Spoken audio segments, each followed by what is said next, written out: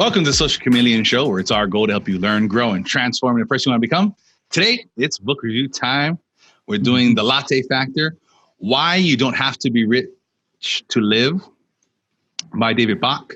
If you guys aren't familiar with him, he is wrote 9 consecutive New York Times bestsellers. I guess most famous for Automatic Millionaire and Start Late, Finish Rich. This book is David's 3 secrets to financial freedom in an engaging story that will show you that you are richer than you think, drawing on the author's experience, teaching millions of people around the world to live a rich life. This fast, easy, listen, read, whichever version you decide on, reveals how anyone from millennials to baby boomers can still make his or her dreams come true. And it's a fun fiction-based kind of book, not something I usually read, but I was hooked. I couldn't stop. Like, I would park and I'd be like, let's finish this chapter off real quick. Yeah, me too. I really enjoyed the book, man. It was like, before you know, it's like chapter 10. Like, yeah, this book is like, it's like just flying by. So I don't know, man. It's a really good, you would expect from, someone like David Bach that this is going to be like step 1, do this. Like, step 2, do that. Like, I think it's really good in the fact that it's a story and like it's not just, step 1, step 2. And I really enjoy a lot of the characters in the book. Yes, he did a good job with that. A lot of characters that Zoey meets on her journey and, is just involved in her life and stuff like that. Like, they're really good characters and they make for a really good book. Yeah, I knew it was a story going into it, but what I thought of would be like stories and then like philosophy and lessons, and I thought it was gonna be more of like that dichotomy of leadership. Like, here's the story, and then like, here's the right. Here's the research, here's the philosophy, here's the psychology, and all the. But it was just a straight story. I was like, yes, this is for me especially very different. I don't normally like fiction type books, so it was fun to have those like hidden messages and the little lessons sprinkled in, and each character's got their own thing.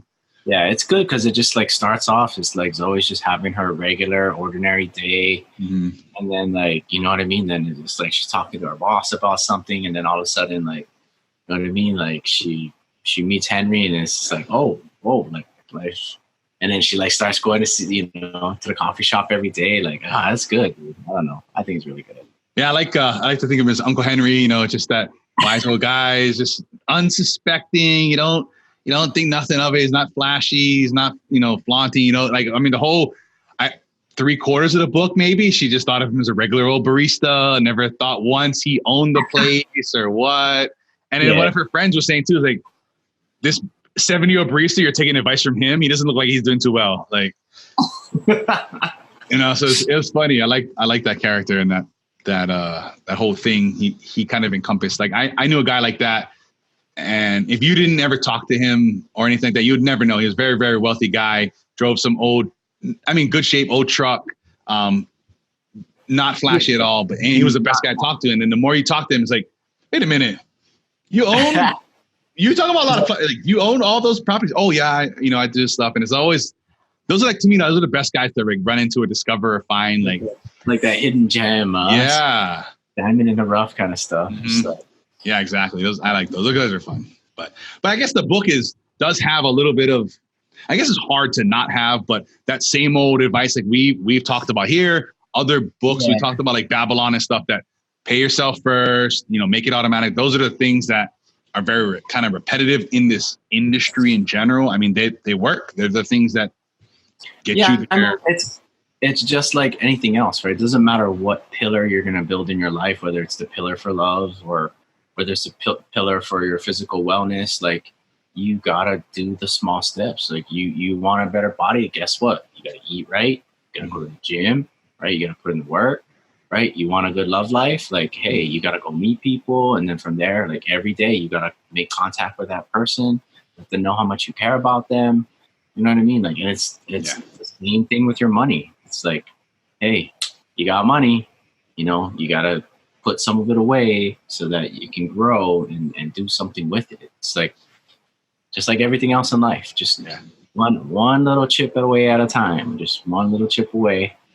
And I don't know, I think it's kind of cool for this book anyway, because Zoe's character in general, like I think a lot of millennials can actually like relate to her and her situation, which is like really cool. So if you're in that group, or even if you're younger than that, I don't know, like maybe like in high school or something like that, this is a really good book. And a side note too, for those of you that got the audio book, I can't find it anywhere else. But you actually have to go to like on a computer. I don't know. It might work on an iPad or something like that, but either an iPad or a computer. But you know, you have to actually go to audible.com and you can download the PDF additional things that David has in there, and they're pretty awesome. So yeah, he's got some good fun charts. What was it? The water bottle factor, and I saw a couple other funny ones that he had in that chart. I just like the visualization, right? And it's like, I guess, let me pull it up real quick. But, you know, it just... And I'll link to that in the show notes for you guys, so it's easy for you guys to get to. Yeah, but it just shows you that, like, you know, if you put money in, right? I think, what is it, $2,000? Let me take a look real quick. So if you put $2,000 into your investment account, right, from the time that you're 19 to the time that you're 26. It's like 7 years. Mm-hmm. Yeah, 7 and years. Nothing ever again. Right. And then what? 2, 4, 6, 8, 10. Oh, sorry, I lost count. 2, 4, 6, 8, 10, 12, 14, 16. That's $16,000. So maybe 8 years. Right. So $16,000 before you're 26, you will have more money in your account at 65 than had you put $2,000 in every year from 27 all the way to 65. Like, that's just mind blowing. That's the part that is like, ooh. And I think, you know, I don't know, I can't read his mind or whatever, but I think that's why David wrote this book in the way that he wrote it. Like, he wanted it to be a story, and, you know, understand that, you know, Zoey, I think, what is she, like 20, mid-20s in this book? She's 20 something. I don't think they ever pinned on an age. So she's in her mid-20s, and like she's, you know, kind of going through her cycle of life, and like thinking that she doesn't have enough money. And then, you know, all of a sudden she meets Henry, and, you know, that perspective starts to flip. Like, you know, all of a sudden there's a way, you know. But I don't know. And for me, I think that Zoey has a lot of anxiety in her life in the story, just in general. I mean, most people do. Like, you're fresh out of college, you got this job, you know what I mean? You just moved out of home, and, you know, like you're struggling every day to like work and make your rent. You know what I mean? Like, yeah, you know, it's like, it's all fresh and new, right? Paying bills, and, you know, credit cards get tempting and all these things. Like, yeah, if you don't know, and most of us aren't taught. I know I was never really taught much about this stuff growing up. Yeah, it's tough. And, you know, how do I get a car loan, or how do I get a rent? How do I sign a lease? Or how do I set up electricity? Like, you know, I've heard stories, people are like, you know, they move into a new place, and like 3 days later, there's no power. They're like, what happened? And they call the power company, and they're like, you need to start an account. He's like, well, when I moved in, there was power. They're like, yeah, that was the landlord's account. You need to make your own. You know, so I've heard a story like that, you know, so, but. Yeah, I mean, we're going a little off subject, but nonetheless, like, if you're young and you start like putting money away, you know, it's the hardest to do when you're young, especially if you're in college. Like, put $2,000 away every year when you're going to college. Like, that's kind of rough, but. Yeah. Was it $150 a month or so, something like that? Yeah, I mean, for those of you, if you didn't watch the episode before, when we're just talking about the retirement accounts, like 64. If you go back, we put our own version of this out in an Excel spreadsheet to kind of, and played around with it on that other episode. But you know, yeah, I think it came out to like $200 a month or something like that. Something like that, yeah. You know, $200 times 12, right? It's 24. So a little less than $200 a month. Right, a little less than $200. You can put it away, but you know it. But a lot of anxiety, you know, getting back to the story now, a lot of anxiety for Zoey gets relieved, right? And it's like, you know, Henry shows her a way. Is like, you know, she wants to buy this picture, right?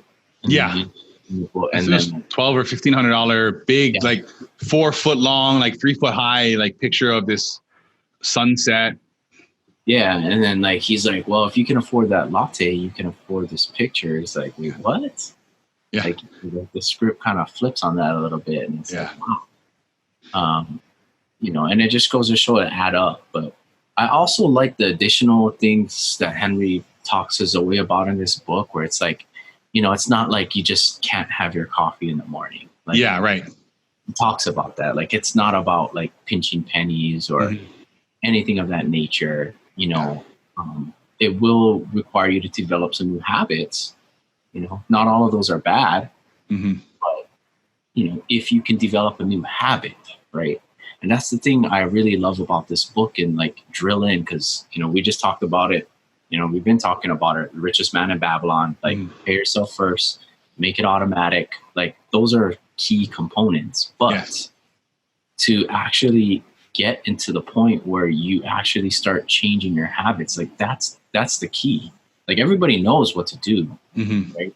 But like to change your habits, like that's the part that, I don't know. That's the part that gets me about this book, that I really like about this book, which makes it different from, you know, some of the other books that are out there. So, no. And that is the thing I liked about this. I don't like when people are like, oh, just cut everything out of your life. Don't splurge on anything. Don't buy anything anywhere. Like find the cheapest, absolute most effective way to do it. Make sure you stick to the stringent budget. You know, every cent you like 99% of people or whatever, that's just not reality. You know what I mean? Yeah. And I know for myself, that's not reality. I like every week to go and get a fun coffee and whatever. Yeah, it's $4 or whatever, but I understand, like, this is not a daily thing, but I know on Sunday I'm going to go and I'm going to get this, sometimes on Wednesday, you know, but that's fine, you know, and I understand that. And that's the thing I liked about this. Like, and she, you know, she, that was like kind of one of her concerns. She's like,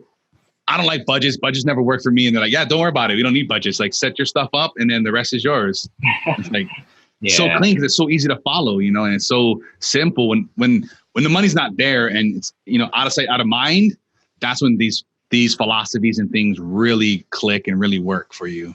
Right. And then that's the other flip side of the book too, is like for those people, you know, myself included in that, you know, when you get out of hand with debt or whatever the case might be, it's like, okay, now you kind of have a reason to, you know, focus your attention and focus your, you know, your money on a specific item. Like, let's just say you have high credit card debt. It's like, okay, get in there and start putting some money away to pay that credit card debt. And then again, this is about creating a new habit.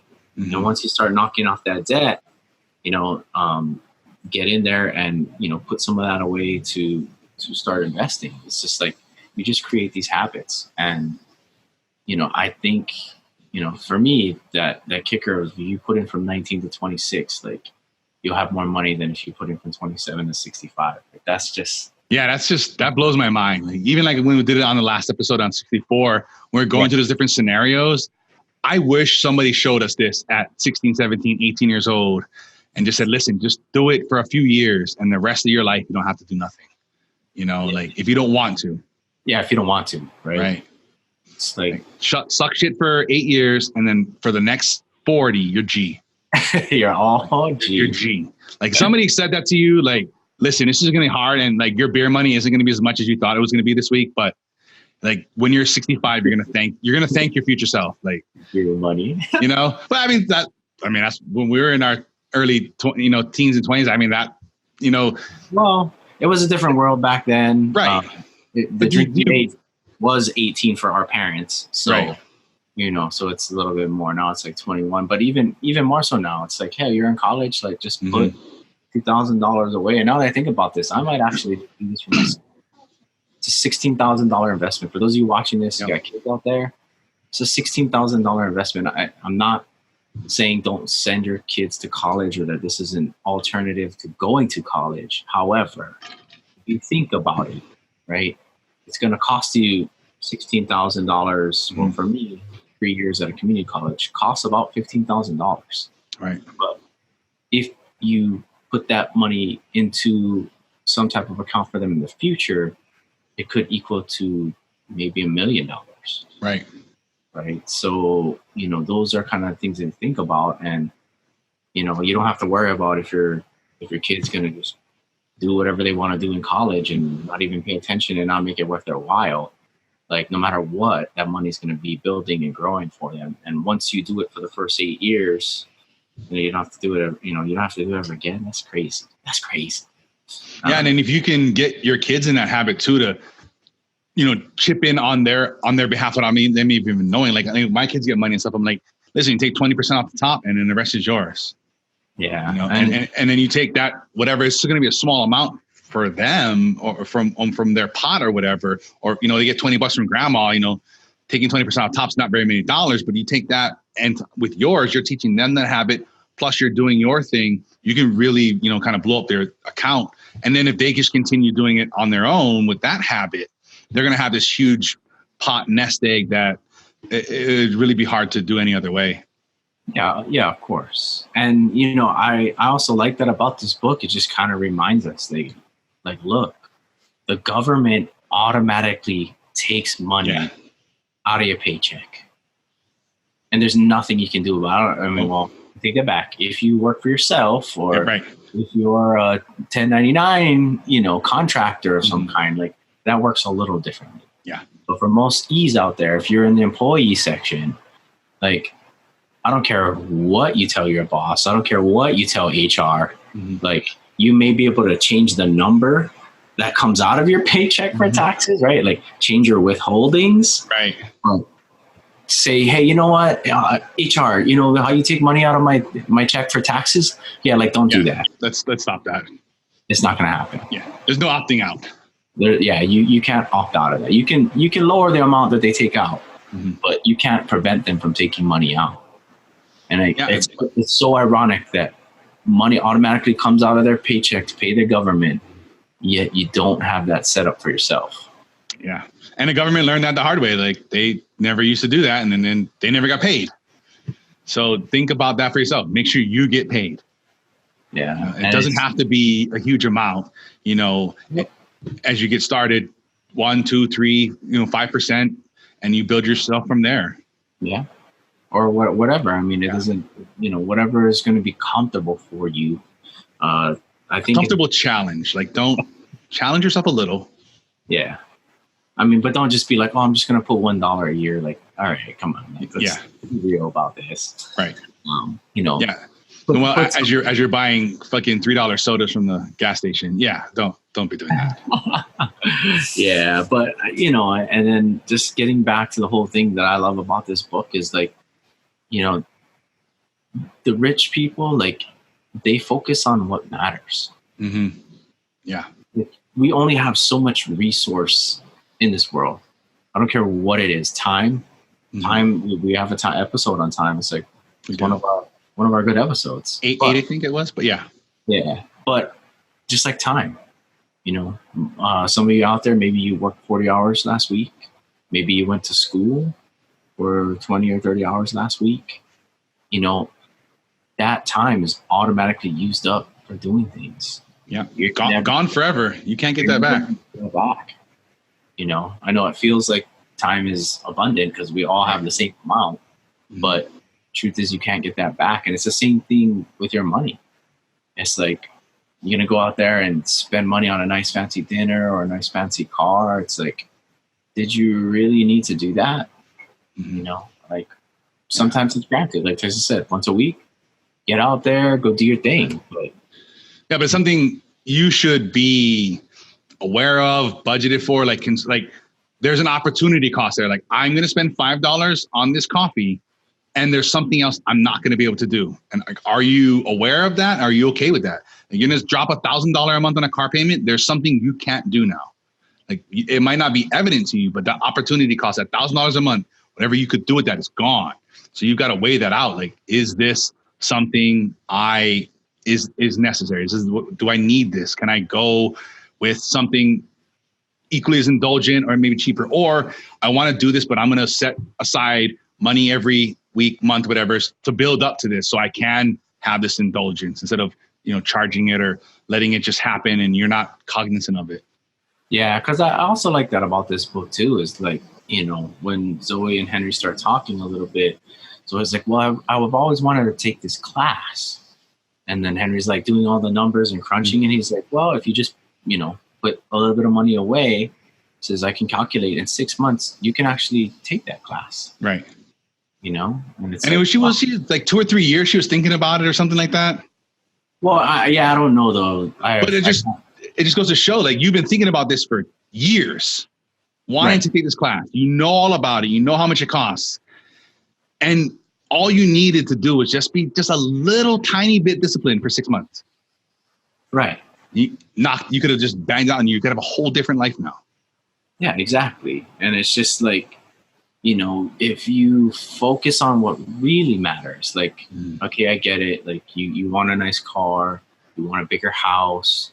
We all want those things. That's human nature, right? I always got to make sure I'm better than Tyson. So, you know what I mean? Like my watch has to be better than his, right, and shoes got to be better. But like, I get that.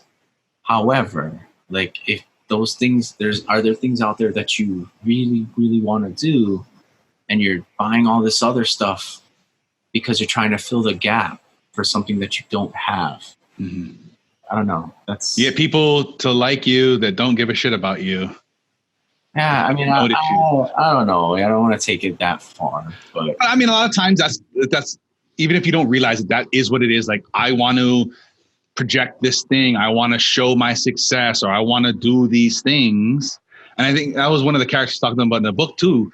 Was it like all cattle, all had no cattle, or something like that, or whatever? And it's like, but these are real things we do. We want to live this life, or we want to project this thing and make people think something. And a lot of times they don't give a shit about you. They're worried about themselves. And you're spending all your time and effort presenting yourself in this way.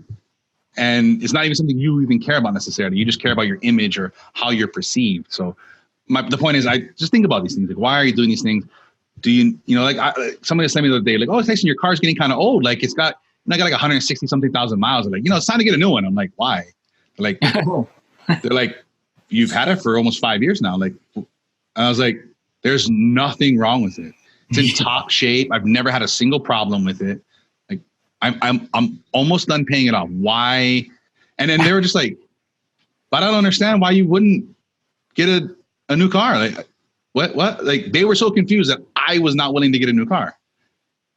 Well, again, this all comes down to habits that have been created for us either by our parents or by society, right? Well, like Lance across the street, like, he gets a new car every 5 years. Like, why don't you? Like, yeah. And it's just like, sometimes it takes a little bit of time, and sometimes it takes a little changing of mindset to kind of just go against the grain and go against the flow. And sometimes you get looked at funny, or sometimes people don't understand you.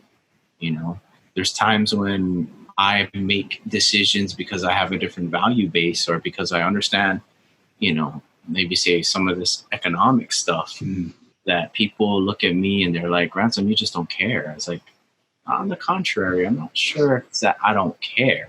Yeah. I just have a different value base. I have a different perspective on life. I may not see things the way that you see things, and that's okay. It's tough. It's not saying that I don't care about other people. It's like, oh, I don't care about myself because I don't buy a new car every 5 years. Like, that's not what we're trying to say. Yeah. You know what I mean? You're focusing on what really matters, which is your future. And if you want to take care of that, sometimes what is this? Why am I thinking of Jordan Peterson right now? Right? It's like, do what is meaningful, right? Not what is, like, it's just one of those things. Like, yeah, and that's I was listening to a podcast, I don't know, a month or so ago, and they're talking about clothes and how clothes are gotten so cheap now, and it's so easy to do, to buy decent clothes for a good quality price, that the average person now wears an item of clothing 3 to 5 times, and it's garbage. Like, think about all that money you're spending. Yeah, it's a little bit here, it's a little bit here. It's every weekend I'm going out and I'm buying a new shirt, I'm buying a new shoes, I'm buying a new dress or skirt or pants, just to throw it out in a month, 2 months, to maybe never wear it at all. Like these are the things like that. These are the latte factor kind of things he's talking about. Like, do you need to keep doing these things, like to keep impressing people or making yourself, feel a certain kind of way with retail therapy or whatever it be, like evaluating these things. Is these things necessary? Like, can I get by with this? Like, what would I rather do? Would I rather not get a new shirt every weekend and take that photography class I've been dying for 3 years? Like these are the things you got to kind of think about. Yeah. And then they use a term in here, which I guess I've never heard before. It's called Oculus. Like, I like that definition, but like, I think about those glasses or the virtual reality or something like that. Yeah. But I mean, for Oculus, right? Like he's like, that's where you stand when you're going to take the picture. Like that's the view before you actually, that's the view of like you trying to take the right. picture. What's in frame or whatever. Yeah. But you got to think about that, right? Like if you're going to take a picture of something, right? You're trying to capture something or you're trying to, get the best of it. Like you have to be standing in the right position. You have to, that way you can see, what it is you're going to take a picture of. And like, I don't know, to me, that just kind of brings perspective. Like, know your Oculus in life, like know the end result, know things that matter down in the future that today you're going to have to sacrifice or not give a crap about because you're making that sacrifice for the future. Mm-hmm. I don't know, that's kind of cool. Super cool. It is. And like that, the other good line in the book too, if you don't know where you're going, you might not like where you end up. Like, that's clean. It's like, think about how many people just go through life, they set sail and where are you going? I'm headed west. But you can go west forever. Yeah. Like you got to know where you're going and how to get there. There's times when adventure is good like that. Like we've had a lot of fun. Like I enjoy those adventures, but live your life always going west and never, you're just going to go in a circle, Right. But I kind of look at that and, and say like, even if you're watching this now, it's like, where are you now in life? Mm-hmm. Where are you in your love life? Where are you in your finances? Like, did you want to be here? Life just kind of stumble and push you in a direction and like all of a sudden now you're a person you don't want to be. Yeah. Or now you're at a job that you don't want to work at. Right. Or now you're in a relationship that you really don't want to be in, but things have just kind of gotten to where they are. Right. Like when I think of that saying, that's just like, you don't know where you're going. Like you're going to end up somewhere. Yeah. You might not like that place. And it's just like, I think, people are just watching this now and just think about it. Like, dang, how many times have I ended up in a place where like I shouldn't have been there or I didn't like being there. And somehow I got there. I don't know how I got there. Like, yeah, it's kind of crazy. Yeah, the world will put you where they want you. And people, what is it? You don't make a choice. So, that is a choice. And yeah. It is. You'll be pushed with the wind and, pushed and pulled and opportunities come up or things come up. You can't evaluate them or whatever, because you don't know what you're doing. Like, what do I want to get out of life? Like, here's a new job. Well, I don't know. Maybe, I've been here for 10 years now and I don't know. Maybe, but if you don't have, because if you don't have that, you don't know what to pursue, what opportunities are out there, where to look for things, where to do whatever. You've got to set a destination. Like your destination can deviate a little. You can change it along the way. Like I'm headed this way. I'm going to X. And it's like, you know what? As I get closer to X, it's maybe not what I wanted, but I've gone there. I've gone through the steps. I've gone through the motions. I've gone down this road, and you can make a little change. Opportunities will come up. Things you could never dream of or never think of will pop up and will happen. And you might change a little, and that's okay. Like, I hate when people are like, oh, you can't change. You got to stay this thing. And, oh, you're just flip flopping around. But no, like that's part of life. Like as you go down through your journey, you're going to see new things. You're going to find new opportunities, things you never thought of or knew of. But you got to start with heading somewhere. Yeah. Well, I mean, definitely. And even when you're out there on your path to go towards X marks the spot, like every now and then, like recap that and be like, okay, this is my goal. This was my destination. This is how far I've gone. Like, am I on the best way to get there? Mhm. You know what I mean? Like, have I drifted off course, right? Like, do I like where I've ended up? You know? Yeah. You might not even like where you've gone. You know, and it's like, okay, let's recalibrate, let's get back on track, and let's start moving towards something. Mhm. So, but yeah, it's just, you know, I like a lot of things in this book for sure. Yeah, it's such a fun, so captivating story. Like I I never would have dreamed of being so enthralled into this story. Like I thought it was gonna be fun. Like, oh yeah, we'll read this book, it'll be fun. And oh, it's just a page turner, man. But yeah, and the characters in the book are great. And this is kind of also like another reminder, like that, you know, it's not always, people think of luck as like, oh, I'm going to win the lottery or Mm-hmm. you know, something of that nature. But it's not always about that. Sometimes luck involves like the people that you have in your life. You know what I mean?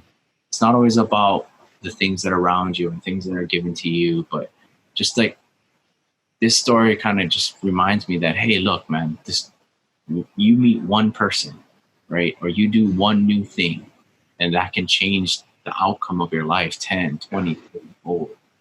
You know? Or you know, change the other person's life forever. Yeah, that's true. And you just just like don't think life is over. Don't think that it's our, because like the answer could be around the corner. Like you could close this video, and then next thing you know, like you meet someone, or you get a phone call, like that can change your life. I think that's definitely what I like about this book the most too. And then it reminds me of that the myth about money. If you make more money, you will be richer. Boy, that is just the most biggest crock of shit. Like, and it's hard if you never really made a huge leap in salary, like you wouldn't believe that. But the more you make, the more you spend. It's so easy. Yeah, I definitely think so. I also have to add a caveat to this because I live in Hawaii and it's really expensive to live here. Yeah. So, there are times when it's like the more you make, the more you spend. But that's just because you don't make enough, right? What was that number? 65,000, something like that? I think for Hawaii, I was like 65,000. Like, you're poor. Yeah, you're poor. No. But I'm just saying, there was also another number. Like, if you make that much money, like you're okay or something like that. Like, well, they say most times, it depends on the study, anywhere between 50 and 100 grand, like most, it kind of ranges in that range. Above that, they say your life really doesn't change much. Right, but like it's at that point, like if you make 50,000 a year, like you kind of stop thinking about like the basic necessities. Right. You're not worried about paying the bills. You're not worried about putting food on the table. Again, depends on where you live, because in Hawaii, that number is definitely not correct. Yeah, you're looking at like 100 grand or more in Hawaii. Yeah, that. But I moved. There comes a point when you have enough money in your life that the basic needs are met. Yeah. And at that point, the more money you make, typically you just improve. I'm going to just say you try to improve the quality of your life. Right. You'll probably buy a more expensive car. You'll probably buy a bigger house. You might splurge on a cable package. And it's just like, when you were a student going to college, like you drove that beat up car, or, you know what I mean? Whatever. Yeah. But kids nowadays, when they drive BMWs to school with their parents. But yeah, I know. I got some food stuff for my grandma. She always like whatever free, whatever stuff she gets, and she gave me a bunch of those ramen packs, those dry ones, like 5 cents, whatever, 10 cents or whatever. I haven't had those in, I don't know, 10 plus 15 years. And I was like, I would never in my life eat this. Dude, but there was a time in my life where we would make all kind of crazy inventions with those things. But that's not. But again, this is what I'm saying, right? Yeah. Like nowadays, you spend so much more money on food. Yeah. Right? I mean, that may be a health choice kind of thing. You gotta pass that up. Right. But in the college days, you see ramen and Vienna sausage and like, right. Yeah. Whatever we get our hands on, like whatever's cheap. Like we just got to put stuff in our face. Like $12 case of ramen. $12. Right. To eat for a whole week. Yes. On $24. Yeah. Nowadays, I spend $24 a day just to eat. Yeah, right. I can easily blow that on lunch by myself. Yeah, by myself. Yeah. You know, but like when you think of that, it's like, you know, you can pinch pennies here and there. It doesn't always have to be on everything. Yeah. But, you know, just those life changes. It's like when I was a student in college, that's what I used to eat, ramen and Vienna sausage all the time. You know, but now that I have a job, now I'm like, you know, I don't do that anymore. But still, like if I did, I would be saving that much more money. You know, it's just like kind of. That was a fun thing in the story too. Her boss would bring her own lunch and stuff, and that was fun to see too. I like that. That was kind of those things, those little hidden things in there, like, and then you come to later find out like how well off they are, and it's like, but you don't need to bring your lunch. Like you're doing just fine. Yeah. But it's like, yeah, but this is my latte factor. Like I don't need to waste $18 a day on lunch. Yeah, and I guess you could get away. I guess the whole theme of latte factor, right? Like that's we're closing up the video soon or whatever. But that's just it. Like the latte factor is just that it. If you can buy a latte, right? Yeah. You go to Starbucks or you go to McDonald's every day to get your coffee. Mm-hmm.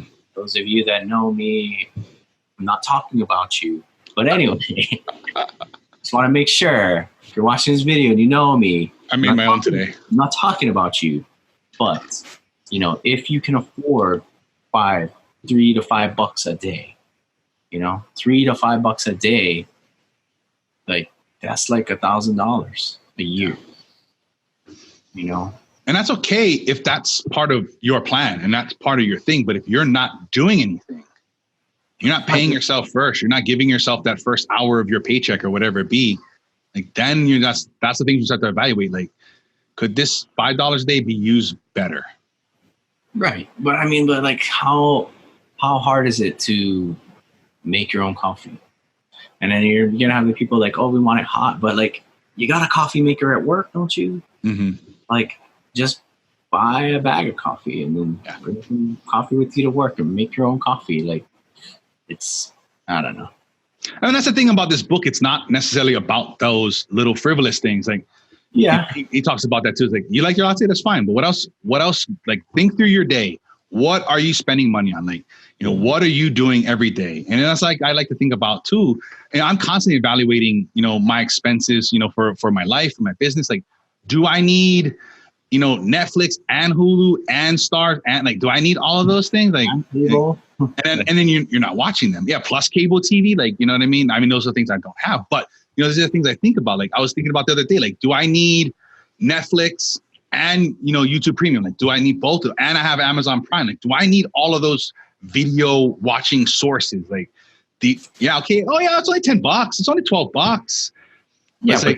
It's like, what can I do doing else? 4 subscriptions, you know? Right. A lot of people, again, you know, I'm not saying you shouldn't go to the gym, but you got a gym membership and you never go. Right. It's $30, $20 to $30 a month. You might want to start reevaluating that. Yeah. You know? It's like, and that's the thing I did probably like a year ago now. You know, I had a gym membership and I would go maybe 2, 3 times a month. It's just like, it was just a hassle. Like, and then it started getting in my head, like, oh, I got to get ready. I got to drive down the street. And then I was like, you know what? If I took this money every few months and I just bought something for my garage, so I cleaned up my garage and I just started buying things that I was doing at the gym. I got all this stuff in my garage and it's like the same money I was spending, but I'm just not shelling it out month after month. And if I don't go down to the garage today, I don't feel guilty. I'm like, fuck, I wasted $30 this month yet again, not going to the gym. Yeah. You know? I think I was actually looking at that. Like they have a bench at Costco right now. Right. They got the dumbbell set. I think it was like $150 or something. Right. So what is that? 4-6 months of gym membership? Depending on what gym you go. Right. If you're not even signed up for a gym yet, you got to pay the entrance fee. Yeah. Like, sometimes they could be several $100s. Yeah. So like, but yeah, I don't know. I'm just saying, like, you know, this is the part that I like about the book too. It's like, it's not just about like, oh, don't buy your coffee, right? Mm-hmm. Like there can be other things in your life that, you know, you just spend money on and it's not going to be the latte factor. It's going to be the McDonald's factor. It's like, damn, like I need to stop going to McDonald's. And like, that's a bad habit to have, you know, it's like eating McDonald's every day. Like maybe you should stop that. And the money that you save with that McDonald's, use that money to pay yourself first. Right. And it's not, I mean, what is a meal nowadays? Like $8-10 for like a meal? It's like crazy. Oh yeah. And like I said, I can easily spend 24 bucks.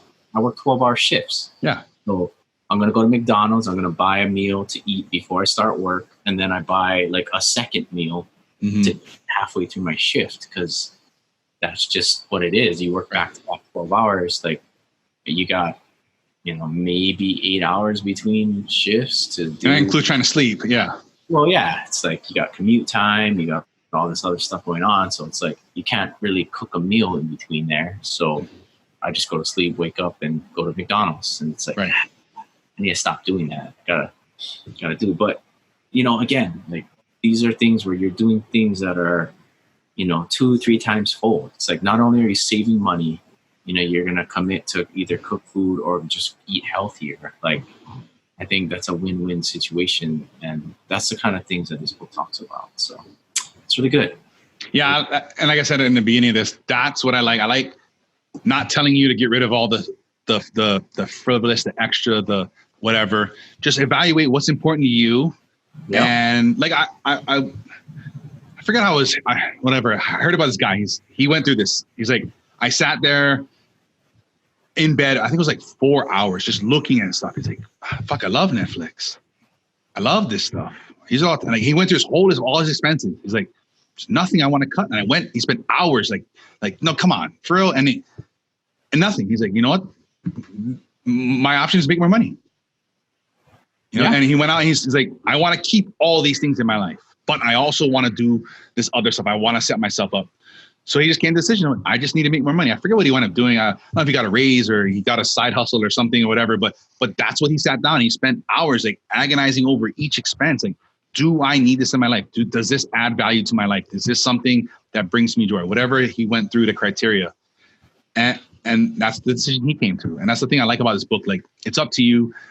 What's important to you? What's a necessity or whatever it is, can you cut it? Can you trim it? Can you make it look a little different? Did you need the premium one? Could you get the pro version? Like, those kind of things really make the big difference every month. Do I really need 6 devices for Netflix or go off the 2? It's just like, I got to remember to turn my computer off so that I can watch it on my Xbox. Like, simple things like that, you know what I mean? That can make all the difference. Definitely.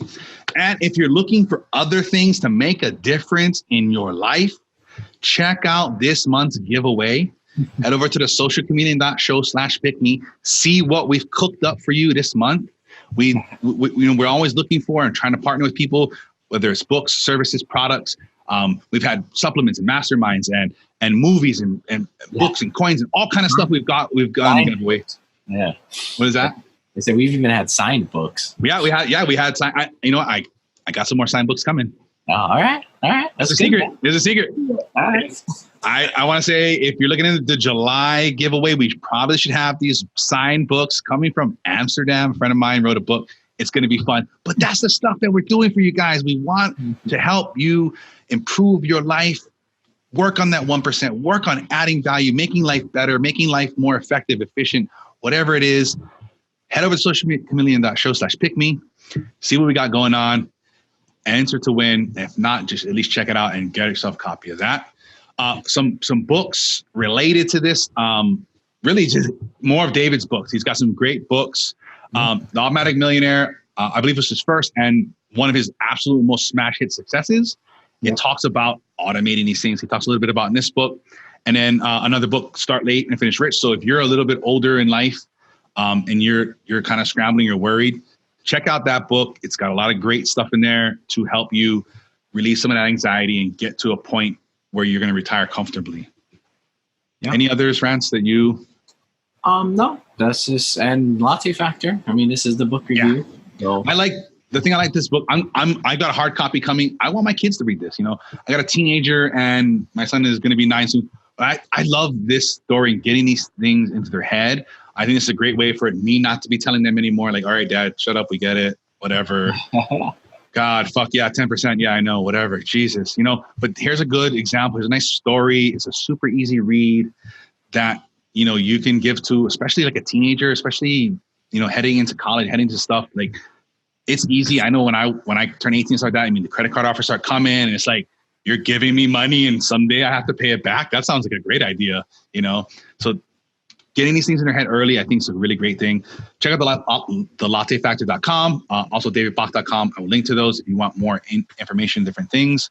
Like I said earlier, I'll have that PDF as well that we got, showing you the charts and different things so you can easily check it out in the show notes. Yeah. Anything else, Ransom? Any other links, books, I think? No, that's good, man. Good. So, and then this week's challenge, live your rich life now. What's your latte factor? What does your rich life look like? What type of savings, adventure, or bucket list account should you set up? I want you guys to take a few minutes, write out all the answers to these questions, and start setting up your life to be rich. Exactly. And it's taking us to the final life is like, you got to think about what really matters.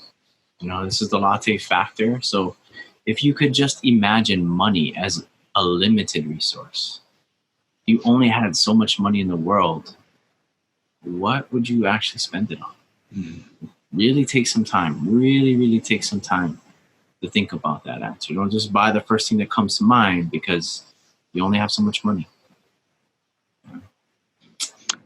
And if you think of a friend or two or family member that could hear this message or would resonate with this message, share it with them, share it with everybody, share it with your group, discuss this, get around and you guys start talking about, get ideas about what you're doing with your money, what you're doing with your automatic stuff.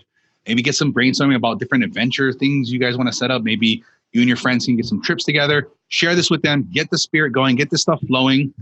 The best way to support the show is sharing it, leaving likes, leaving reviews, good or bad. We don't care. We want to hear feedback. You got, ideas for us, let us know. In between shows, you guys can connect with us all week long at the Social Community Show on Facebook, Instagram, and Twitter. Don't forget to subscribe on YouTube if you like the video version or in your podcast app, whichever one you like. We're on all the apps. If we're not, let us know. We'll get in there for you. For past episodes and links to everything we talk about, you can visit socialchameleon.show. Until next time, keep sipping on them lattes if you like them. Keep learning, keep growing, and transforming into the person you want to become.